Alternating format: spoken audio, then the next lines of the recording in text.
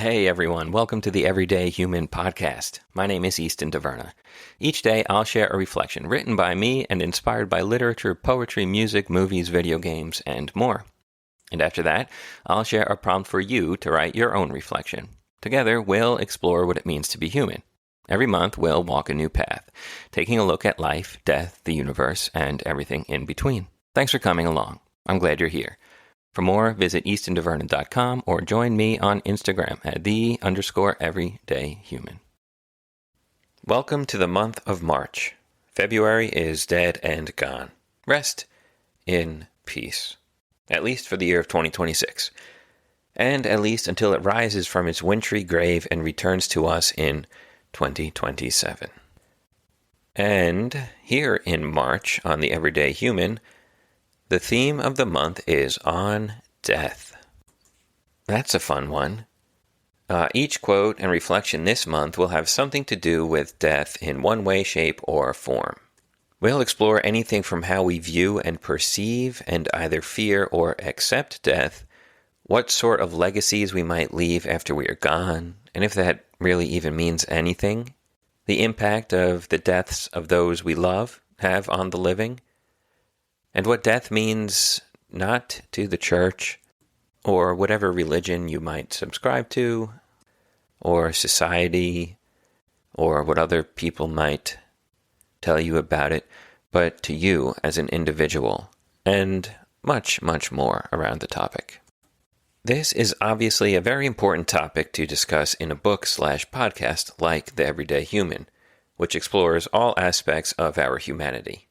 But it was somewhat of a difficult month for me to write, and maybe difficult is the wrong word. Maybe challenging is the better word, but it required a lot of introspection and exploration of my own relationship with death, which I think is an okay one, and one that I'm still working on and probably always will be, if I'm being honest. But it felt like a long one when I was writing it. It's a topic that, when confronting, as difficult or uncomfortable as it might be, allows us to be more accepting of it as something necessary and beautiful, instead of something to fear and flee from. And in that acceptance, we can focus more on life and be more grateful for what it has to offer us while we have it. To kick off this month, we are starting with a reflection titled Alpha and Omega, and it was inspired by a quote from my favorite Christmas movie and just one of my favorite movies in general, The Muppet Christmas Carol. The Muppet Christmas Carol is exactly what it sounds like, an adaptation of Charles Dickens' Christmas Carol starring the Muppets, as well as Michael Caine as Scrooge. This movie, where to start with this movie? It's funny, it's musical, it's charming, and it will move you to tears as well. I think it is the best version of any of the film adaptations of the Christmas Carol that I've seen. And the quote that inspired today's reflection was said by Kermit the Frog, who played Bob Cratchit. And so Kermit/Bob says this line to his family after Tiny Tim dies in Scrooge's vision of a bleak and sad future that will come to pass if he doesn't change. And this quote was not in the Dickens novel, or novella, by the way.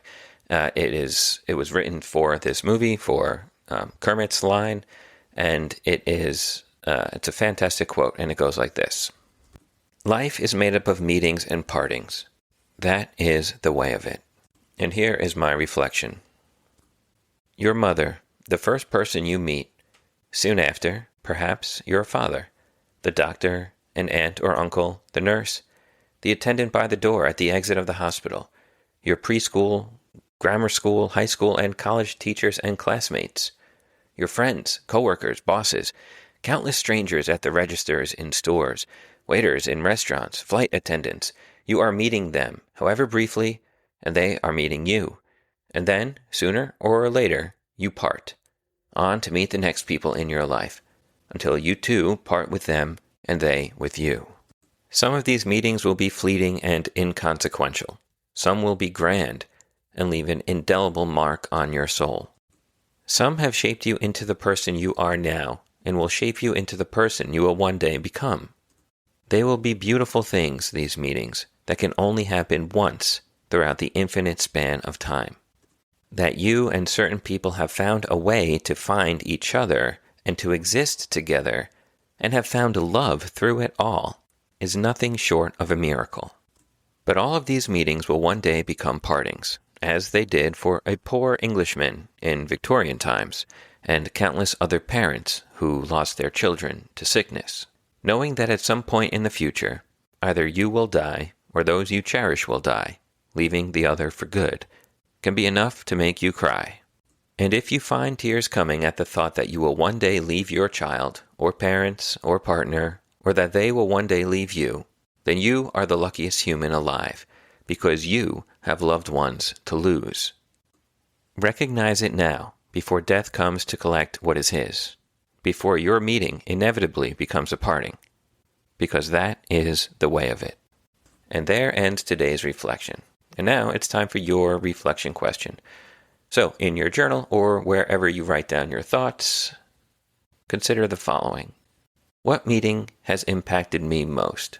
What parting has had an equal impact on shaping me? All right, it is time for this meeting of the everyday human to become a parting.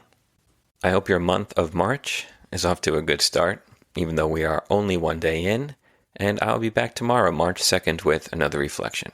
Have a good one, and take care.